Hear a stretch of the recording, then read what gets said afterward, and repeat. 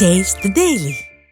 மேட்டூர் அணையிலிருந்து லட்சக்கணக்கான கன அடி நீர் திறக்கப்பட்டுள்ளதால் மேட்டூர் எடப்பாடி சாலையில் போக்குவரத்து நிறுத்தப்பட்டது.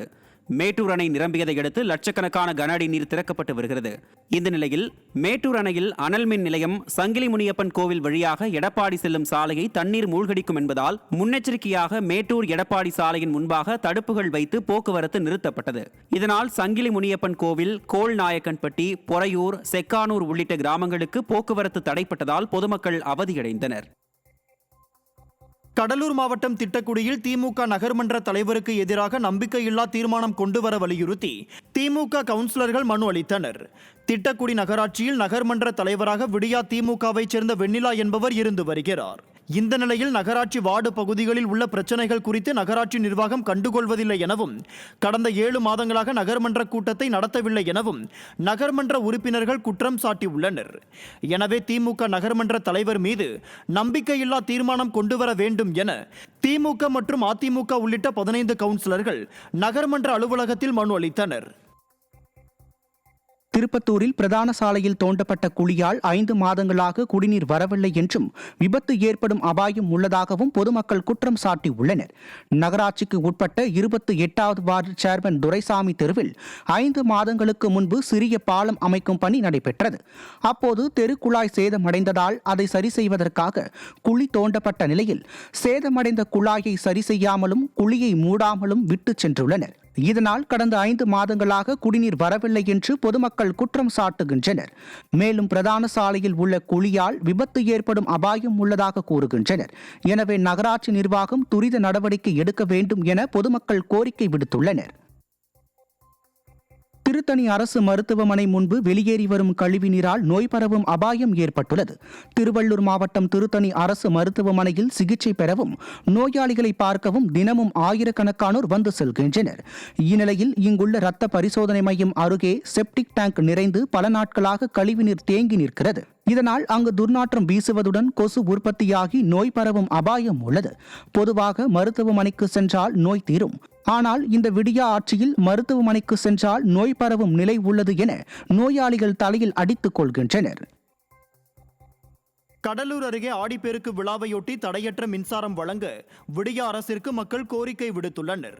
சேத்தியாத்தோப்பு அடுத்த பூதங்குடியில் பாரம்பரிய முறையில் ஆடிப்பெருக்கு விழாவில் படைப்பதற்காக நூற்றுக்கணக்கானோர் புதுநெல்லை அங்குள்ள அவல் இடிக்கும் நிலையத்தில் நீண்ட வரிசையில் காத்திருந்து அவல் இடித்துச் செல்கின்றனர். ஆனால் இந்த விடியா ஆட்சியில் தினமும் மும்முனை மின்சாரம் 6 மணி நேரம் மட்டுமே வழங்கப்படுவதால் தங்களால் திட்டமிட்டு பணிகளை செய்ய முடிவதில்லை என்றும், தமிழர்களின் பாரம்பரிய விழாக்களுக்கேனும் விடியா அரசு தடையற்ற மின்சாரம் வழங்க வேண்டும் என்றும் பொதுமக்கள் கேட்டுக் கொண்டுள்ளனர். சிவகங்கையில் அனைத்து விவசாயிகள் ஒருங்கிணைப்பு சங்கம் சார்பில் கண்டன ஆர்ப்பாட்டம் நடைபெற்றது. தமிழ்நாடு அனைத்து விவசாயிகள் சங்க ஒருங்கிணைப்பு குழு சார்பில் ஆட்சியர் அலுவலகம் முன்பு நடைபெற்ற இந்த ஆர்ப்பாட்டத்தில் மரபணு மாற்ற விதைகளை தடை செய்ய வேண்டும், விளைபொருள்களுக்கு குறைந்தபட்ச ஆதார விலை நிர்ணய சட்டத்தை உடனடியாக கொண்டுவர வேண்டும் உள்ளிட்ட கோரிக்கைகளை நிறைவேற்ற வலியுறுத்தி மத்திய மாநில விளம்பர அரசுகளுக்கு எதிராக முழக்கங்கள் எழுப்பப்பட்டது. கோவை இடிக்கரை பகுதியில் விடியா திமுக அரசில் அடிப்படை வசதிகள் செய்து தரப்படாததை கண்டித்து பொதுமக்கள் மறியல் போராட்டத்தில் ஈடுபட்டனர். பேரூராட்சி அலுவலகம் முன்பு நடந்த இந்த போராட்டத்தில் தங்கள் பகுதியில் சாலை வசதி, குடிநீர் மற்றும் சாக்கடை வசதிகள் முழுமையாக செய்து தரப்படவில்லை என்றும், மவுண்டன் வியூ நகரில் இருந்த பாலம் மழை காரணமாக கடந்த 3 வருடத்திற்கு முன்பு அடித்துச் செல்லப்பட்டும் இதுவரை அதனை சரி செய்யவில்லை என்றும், இது குறித்து இந்த விடியா திமுக அரசின் கவனத்திற்கு பலமுறை கொண்டு சென்றும் நடவடிக்கை இல்லை என்றும் பொதுமக்கள் புகார் தெரிவித்தனர். திருவண்ணாமலை மாவட்டம் கீழ்பெண்ணாத்தூர் அருகே சட்டவிரோதமாக 16 வயது சிறுமிக்கு கட்டாய திருமணம் செய்து வைத்த 4 பேர் மீது வழக்கு பதிவு செய்யப்பட்டுள்ளது. பொலக்குணம் முருகன் கோயிலில் ஜூலை 10ஆம் தேதி 16 வயது பள்ளி சிறுமிக்கும் சீனிவாசன் என்பவருக்கும் திருமணம் நடைபெற்றுள்ளது. இது குறித்த விசாரணையில் சிறுமியின் விருப்பம் இல்லாமல் கட்டாய திருமணம் நடைபெற்றது தெரிய வந்தது. இதையடுத்து சிறுமியை திருமணம் செய்த சீனிவாசன், அவரது தாய் பெரிய குழந்தை, தந்தை விஜயகுமார் மற்றும் பெண்ணின் தாய் மகாலட்சுமி ஆகிய 4 பேர் மீதும் வழக்கு பதிவு செய்யப்பட்டுள்ள நிலையில் 4 பேரும் தலைமறைவாகி உள்ளனர். விருதுநகரில் அரசின் நிதி உதவி பெற சிபாரிசு செய்வதற்காக லஞ்சம் பெற்ற 2 கைதாகினர். விருதுநகர் ஊராட்சி ஒன்றிய இளநிலை உதவியாளர் லதாவேணி, ஊர்நல அலுவலர் முருகேஸ்வரி ஆகியோர் 2 பெண் குழந்தைகள் இருந்தால் 50,000 ரூபாய் நிதி உதவி வழங்கும் திட்டத்திற்காக 1000 ரூபாயை அம்பேத்கர் நகரைச் சேர்ந்த ஜெயமுருகன் என்பவரிடம் லஞ்சமாக பெற்றபோது அவர்களை லஞ்ச ஒழிப்புத்துறை போலீசார் கையும் களவுமாக கைது செய்தனர். விடியா திமுக ஆட்சியில் தொட்டதற்கெல்லாம் லஞ்சம் என்ற நிலையில் பெண் அலுவலர்கள் மட்டும் விதிவிலக்கா என்ன என்று பொதுமக்கள் தலையில் அடித்துக் கொள்கின்றனர். திண்டுக்கல் மாவட்டம் கொடைக்கானலில் சாலையில் சென்ற சிறுவனை திருநாய்கள் தாக்கும் சிசிடிவி காட்சிகள் வெளியாகி அப்பகுதி மக்களிடையே அதிர்ச்சியை ஏற்படுத்தியிருக்கிறது.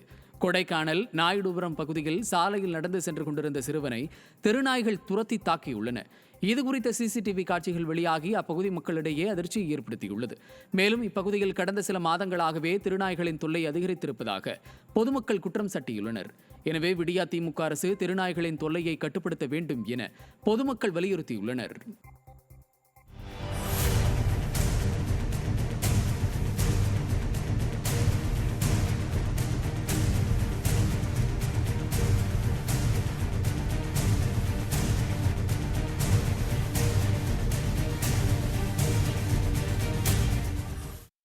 திருப்பூரில் கட்டிடப் பணி செய்ய வந்த வடமாநில தொழிலாளர்களை கழிவறை வளாகத்திற்குள் தங்க வைத்த வீடியோ வெளியாகி அதிர்ச்சியை ஏற்படுத்தியுள்ளது.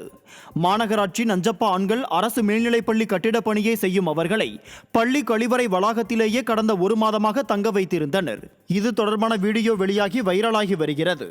விடியா திமுக அரசு சமூகத்தில் அடித்தட்டு மக்களை எந்த அளவிற்கு மதிக்கிறது என்பதை தெளிவாக்கியுள்ளது. இப்படி நாம் வெளிமாநிலத்தினரை நடத்தினால் இங்கிருந்து வெளிமாநிலங்களுக்கு செல்லும் தமிழர்களை அங்குள்ளவர்கள் எப்படி நடத்துவார்கள் என மக்கள் ஆவேசப்படுகின்றனர்.